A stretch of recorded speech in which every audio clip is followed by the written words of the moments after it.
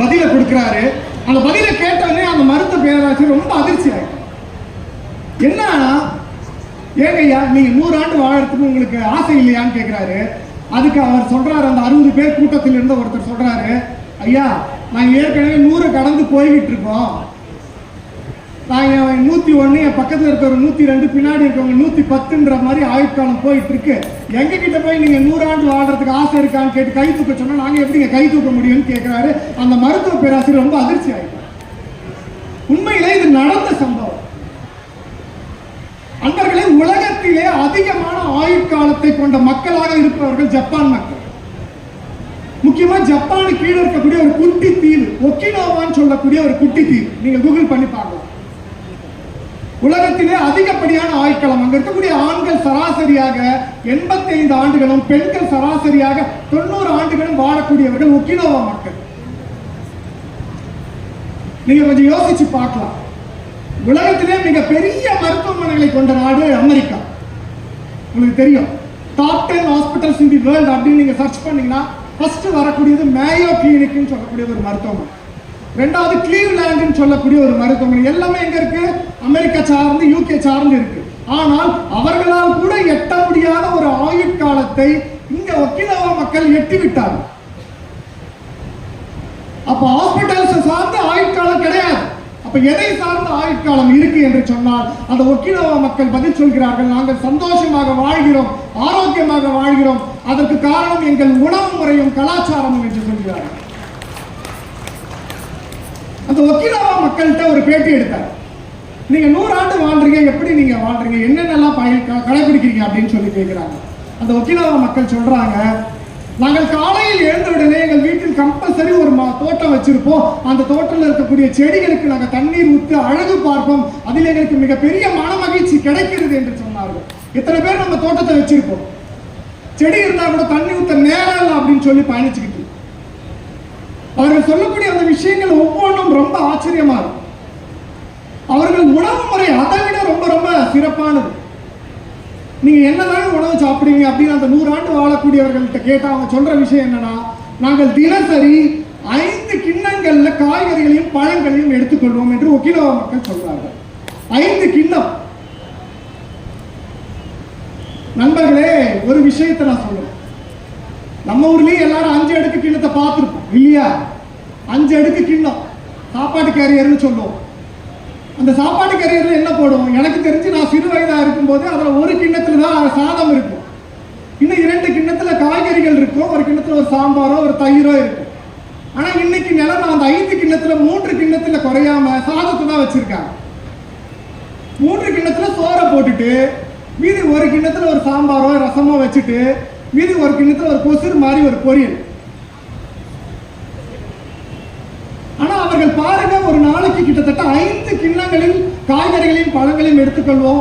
தினசரி 7 வகையான காய்கறிகளையும் பழங்களையும் எடுத்துக்கொள்வதா அவங்க சொல்றாங்க. அதுதான் அவர்களுடைய ஆயுட்காலத்தின் யுக்தி. நம்ம வீட்டுல நம்ம என்ன பண்ணுவோம்? பொதுவாகவே நம்ம ஊர்ல நடக்கிறதா ஒரே ஒரு 1/4 கிலோ அவரைக்காயை வாங்குவோம் இல்லையா? அந்த அவரைக்காயை பொரியல் பண்ணி ஒரு 5 பேர் வீட்டில் இருக்கக்கூடிய வீட்டில் ஒரு 1/4 கிலோ வாங்கி பொரியல் பண்ணிட்டு ஆளுக்கு ஒரு டீஸ்பூன் வச்சிருவோம். ஒரு ஸ்பூன் அளவுக்கு, எது சர்க்கரையை கூட நம்ம கூட போட்டுக்குவோம், ஆனால் காய்கறியை கூடவே போட மாட்டோம். ஒரு டீஸ்பூன் அளவு போட்டுட்டு அந்த மீதி இருக்க அந்த அவரைக்காய் ஒரு படாத பாடுபடுங்க நம்ம கிட்ட மாற்றி மாற்றி தள்ளி விடுவோம். ஏங்க நீங்க வச்சுக்கோங்க, ஏமா நான் தான் சாப்பிட்டேன், ஏமா நீ வச்சுக்கோமா, ஏங்க நான் தான் கூட வச்சுக்கிட்டேன், நீ வச்சு சாப்பிட வேண்டியதானே. நண்பர்களே, அந்த காய்கறிகள் இருக்கக்கூடிய சத்துக்கள் பற்றி இன்னமும் நம் மக்களிடம் விழிப்புணர்வு குறைவுதான். அது காய்கறிகளும் பழங்களும் நம்ம கிட்ட ஒரு படாத பாடுபடும் பாருங்க. அதையெல்லாம் மாற்றணும். அந்த நிலைமை மாற்றினாதான் நம்ம 100 ஆண்டு வாழ முடியும். நலமோடு வாழணும்னா இது எல்லாத்தையும் நம்ம ஃபாலோ பண்ணணும். இந்த ஒக்கினவா மக்கள் சொல்றார்கள், நான் எங்களுடைய உணவுல நாங்க கொஞ்சம் தான் அரிசியை சேர்த்துக்கோம், நிறைய பழங்கள் காய்கறிகள், இறைச்சியில நாங்க கொஞ்சமா மீனை மட்டும்தான் சேர்த்துக்கோம், வேற எதையும் சேர்த்துக்க மாட்டோம் அப்படிங்கிறத சொல்றாங்க. இது அறிவியல் பூர்வமான ஆய்வுகள் இதை நிரூபணம் பண்ணும். அறிவியல் பூர்வமான ஆய்வுகள் இதை நிரூபணம் பண்ணும். நண்பர்களை, நொறுங்க தின்றால் 100 வயது அப்படின்னு தெரியும் இல்லையா? எத்தனை பேர் கேள்விப்பட்டிருக்கீங்க? நொறுங்க தின்றால் 100 வயது. நொறுங்க தின்னால் 100 வயசு வாழ முடியுமா? யாராச்சும் சொன்னா நம்ம என்ன சொல்லுவோம்? போட இல்லை, இல்லை மூளை இல்லை. நொறுங்க தின்றால் 100 வயது வாழ முடியுமா? நிச்சயமாக வாழ முடியும். அறிவியல் ஆதாரங்கள் அதற்கு காட்டுகின்றன. என்ன அப்படின்னா, இன்னைக்கு தெரியும் ஃபாஸ்ட் ஃபுட்டு, ஃபாஸ்ட் லைஃப், எதையுமே மென்று சாப்பிட்றதுக்கு கூட நமக்கு நேரம் இல்லை. அப்படியே உருட்டி உருட்டி உருட்டி வாயில போட்டுக்கிறோம். நம்ம குழந்தைங்க மெதுவாக மென்று சாப்பிட்ற பழக்கம் இருக்கு. இதை மென்று மென்று சாப்பிட்றாங்க, முள்ளு கூட தெரியும், வாயில வச்சு ஒரு குத்து வேற குத்துவோம். ஆனால் மென்று சாப்பிட்றதுல அத்தனை மருத்துவ நன்மைகள் இருக்கு. எனக்கு உடல் பருமன் வரக்கூடாது. உடல் பருமன் இன்னைக்கு உலகத்தில் இருக்கக்கூடிய பல்வேறு தொற்றா நோய்களுக்கு முதல் ஆதாரம் உடல் பருமன். அந்த உடல் பருமன் எனக்கு வரக்கூடாதுன்னா நீங்க இன்னைக்கு தெரிஞ்சுக்கோங்க, உணவை மென்று சாப்பிடும். உணவை மென்று சாப்பிடும். ஒரு அறிவியல் ஆராய்ச்சி அமெரிக்காவில் நடந்த ஒரு அறிவியல் ஆராய்ச்சியில என்ன சொல்றாங்கன்னா, நம்ம 15 முறை மென்று சாப்பிட்றதை விட 40 முறை மென்று சாப்பிடுறோம், கிட்டத்தட்ட 25 முறை எக்ஸ்ட்ரா மென்று சாப்பிடுறோம்னா நம்ம உடம்புல இருக்கக்கூடிய பசியை தூண்டக்கூடிய ஹார்மோன், அங்கிரி ஹார்மோன் சொல்லுவோம், ரெலின்னு சொல்லக்கூடிய ஒரு ஹார்மோன், அந்த ஹார்மோனுடைய சுரப்பு குறைஞ்சிருது. நம்ம வயிறு ஃபுல்லா ஆயிடுச்சு போதும் அப்படின்னு சொல்லக்கூடிய ஜிஎல்பின்னு சொல்லக்கூடிய அந்த ஹார்மோன் அதிகமாகுதுன்னு சொல்லலாம். ஸோ பசி ஹார்மோன் குறையுது, போதும்னு சொல்லக்கூடிய அந்த ஹார்மோன் அளவு அதிகமாகுது. அப்படி இருக்கும்போது உடம்பு ஃபுல்ஃபில்னஸ் கிடைக்குது. போதுன்ற உணவை நம்ம நிறுத்திடுறோம். தேவையான அளவு உணவை மட்டும் நம்ம எடுத்துக்கணும். அளவுக்கு அதிகமான உணவு எடுக்கிறது கிடையாது.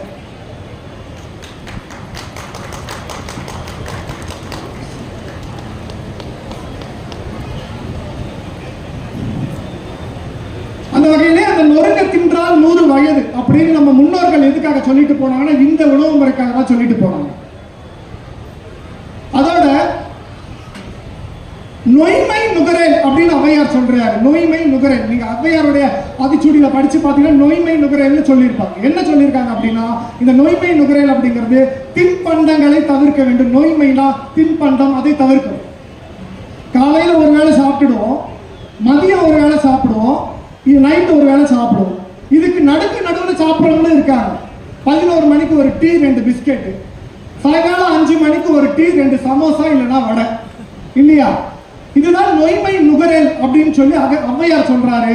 சிறுக சிறுக சாப்பிடாதீங்க அப்படின்னு. என்ன காரணம் அப்படின்னா, ஒரு சட்டியில நம்ம அரிசியை போட்டு வேக வைக்கிறோம், அடியில் இருக்கக்கூடிய அரிசி நல்லா வெந்துட்டு இருக்கும். அதுக்கு மேல நம்ம என்ன பண்ணுவோம், இன்னொரு கரண்டி அரிசியை போடும்போது அது வேகிறதுக்கு லேட் ஆகும். அதுக்கு மேல இன்னொரு கரண்டி அரிசியை போடும்போது அது வேகவே வேகாது. ஸோ அப்ப கீழே இருக்கக்கூடிய அந்த அரிசி கூழாயிடும், அதுக்கு மேல இருக்கக்கூடிய அரிசி சரியா வெந்திருக்காது. இதை போலத்தான் நாம் சிறுக சிறுக சாப்பிடக்கூடிய உணவு வயிற்றில் பக்குவப்படாமல் நம் உடலில் சேராமல் அத்தனை வியாதிக்கும் அடித்தளம் இடக்கூடியதாய் மாறுகிறது. ஆகையால் ஔவையார் சொல்லிட்டு போனாங்க, நோய்மை நுகரேல். இதையெல்லாம் நம் தமிழ் சமூகம் எதற்காக சொல்லிட்டு போனாங்க, நம் தமிழ் முன்னர்கள் எதுக்காக சொல்லிட்டு போனாங்க? நாம் ஆரோக்கியமாக இருக்க வேண்டும் என்பதற்காகத்தான். இந்த டீ சாப்பிடுற பழக்கம் இருக்கு, டீ, இந்த டீ பிஸ்கெட், அதை மாற்றினாலே நம் ஆரோக்கியத்தை மீட்டெடுக்க முடியும். ஒரு டீ சார்ந்த ஒரு வரலாற்று கதையை இந்த இடத்துல நான் சொல்லிக்கொள்ள விரும்புகிறேன். டீ நம்மளோட உணவா? கிடையவே கிடையாது. இன்னைக்கு திரும்புற திசையெல்லாம் டீ கடை. எங்க வாங்க ஒரு டீ சும்மா சாப்பிட்டு போங்களேன். ஒருத்தர் என்ன சிகிச்சை வரவர் சொல்றாரு, ஒரு நாளைக்கு நான் 15 to 20 டீ குடிப்பேன் அப்படிங்கிறார். எதற்காக சிகிச்சைக்கு வந்தாருன்னா, எனக்கு உடல் பருமன் கூடிட்டே போகுது, நான் முதல்ல நீங்க டீயை நிறுத்துங்க அப்படின்னா. அவர் அப்படியே ஷாக் ஆயிட்டாருங்க. டீ குடிக்கிறதுல போய் உடல் பருமன் கூடுமாங்க? நிச்சயமாக கூடும். ஒரு டீயோடைய கலோரி 2 இட்லிக்கு சமம். நம்ம காலையில 4 இட்லியை முடிச்சுட்டு அது கூட ஒரு டீயை சாப்பிடுவோம். ஸோ கிட்டத்தட்ட 6 இட்லி. ஒரு நாளைக்கு 15 டீ குடிக்கிறாங்க, 10 டீ குடிக்கிறாங்கன்னா கிட்டத்தட்ட 30 இட்லிக்கு எக்ஸ்ட்ரா சாப்பிடுறோம். இப்போ எந்த அளவுக்கு கலோரியை நம்ம உடம்புல சேர்க்கிறோம் அப்படிங்கிறது ரொம்ப ரொம்ப அவசியம். இதனால நமக்கு பிரச்சனை வரும். அந்த வரலாற்று கதையை நான் சொல்றேன். சீனாவில் இருக்கக்கூடிய சென்னாங் அப்படின்னு சொல்லக்கூடிய ஒரு பெரிய மன்னர், கிட்டத்தட்ட கிறிஸ்து பிறப்பதற்கு 4500 ஆண்டுகளுக்கு முன்னாடி அவர் பயணிச்சார். அவர் என்ன சொல்லலாம் அப்படின்னா, அவர் ஒரு மருத்துவர். போற இடத்துலலாம் சுடு தண்ணி குடிக்கிறது அவருக்கு பழக்கம். ஒரு நாள் ஓய்வு இருக்கும்போது என்ன பண்றாரு, ஓய்வு எடுத்துட்டு இருக்காரு. அவருடைய பணியாளர் ஒரு கப்ல சுடு தண்ணியை வச்சு கொண்டு வந்து வச்சிடுறாங்க. அவருக்கு தெரியாம ஒரு இலை அப்படியே பறந்து அந்த தண்ணியில விழுந்துரு. அந்த இலையை பார்க்காம எடுத்து அந்த தண்ணியை குடிச்சிடுறாரு. ரொம்ப புத்துணர்ச்சியா இருக்கு அதை குடிக்கும் போது. அப்பதான் அது என்னன்றதை பார்க்கிறாரு. அதுதான் நம்ம பயன்படுத்தக்கூடிய தேயிலை. ஸோ அதற்கு அத்தனை புத்துணர்ச்சி இருக்கா அப்படின்னு சொல்லி அதை பயன்படுத்த ஆரம்பிச்சோம். அதற்கு அப்புறம் கிட்டத்தட்ட 200-300 ஆண்டுகளாகத்தான் நம்ம இப்போ டீ வந்து நம்மளோட பயணிச்சுக்கிட்டு இருக்கு. ஆனால் டீயை நம்ம எப்படி பயன்படுத்துறோம் அப்படின்னா, வெறுமனே டீ தூளை தண்ணியில் போட்டு கொதிக்க வச்சு, இல்லைன்னா கொதிச்ச தண்ணீரை டீ தூளில் போட்டு ஒரு 2-3 நிமிஷம் வச்சு நம்ம கிரீன் டீ சாப்பிட்றோம் இல்லைங்களா, அந்த மாதிரி சாப்பிட்டா மட்டும்தான் அதனுடைய மருத்துவ பலன் கிடைக்கும். ஆனால் நம்ம என்ன பண்ணுறோம், கொஞ்சம் பாலை ஊற்றி சர்க்கரையை போட்டு டீயை பஞ்சாமிர்தமாக மாற்றி குடிக்கிறோம். அதுதான் வழக்கம். அதில் எத்தனை கலோரிகள் கூடுதோ அதனுடைய மருத்துவ பலனும் சிதைந்து போயிடுது. நிச்சயமா அதில் நீங்கள் குடிக்காதீங்க. அந்த ஒக்கினவா மக்கள் சொல்லக்கூடிய விஷயம் என்னன்னா, நாங்கள் டீயை குடிக்க மாட்டோம், டீக்கு பதிலாக நாங்கள் எடுத்துக்கொள்றது துளசி டீயை தான், ஆவாரம் பூ டீயை தான், கருஞ்சீரகம் சேர்ந்த டீயை தான் அப்படின்னு அவர்கள் தெளிவாக சொல்றாங்க. நமக்கு தெரியாதா துளசி? நமக்கு தெரியாதா ஆவாரம் பூ? ஆவாரை பூத்திருக்க சாவாரை கண்டதுண்டோன்னு பழமொழி நமக்காக தானே சொல்லிட்டு போனா, எத்தனை பேர் நம்ம பயன்படுத்துறோம்? பயன்படுத்துறது கிடையாது. துளசியை நாம் பயன்படுத்த வேண்டும் என்றுதான் நம்ம கிட்ட நம்ம முன்னோர்கள் தந்துட்டு போனாங்க. நாம் என்ன பண்றோம், நம்ம வீட்டு முற்றத்தில் துளசி செடியை வச்சு தெய்வமா கும்பிட்டு சுத்தி வந்து சந்தனம் குங்குமம் பொட்டு எல்லாம் வச்சு அது மேல இருக்க பொட்டை வச்சுக்கிட்டு அப்படியே கும்பிட்டுட்டு வந்துடும். தினசரி ஒரு 5-10 துளசி இலைகளை அந்த தண்ணீரில் போட்டு குடிச்சு பாருங்க, அத்தனை புத்துணர்ச்சி கிடைக்கும். நீங்க எடுக்கக்கூடிய டீயை விட கேன்சரை வரவிடாமல் தடுக்கக்கூடிய தன்மை அந்த துளசி டீக்கு இருக்குன்னு சொல்லி வெளிநாடுகள் ஆய்வு பண்றான். நம்ம ஊர் துளசி எடுத்து ஆய்வு பண்ணி பயன்படுத்துறான். நாம் அதை மறந்து மருத்துவமனை வாசலில் தாம் கிடைக்கக்கூடிய சூழ்நிலையும் அவல நிலையும் என்று உண்டாக்குறது. அடுத்ததாக நிறைவு விழா நடக்கப்படுறதா ஒரு செய்தி வந்திருக்கு. இந்த நிறைவு விழா முடிச்சுன்னா என்னுடைய உரையை நான் தொடர. நிச்சயமா நலமோடு வாழறதுக்கு என்னென்ன அவசியங்கிறது இன்னும் நிறைய தகவல்கள் உங்களோட பரிமாறிக்கிறேன். தொடர்ந்து பேசுவோம். நன்றி.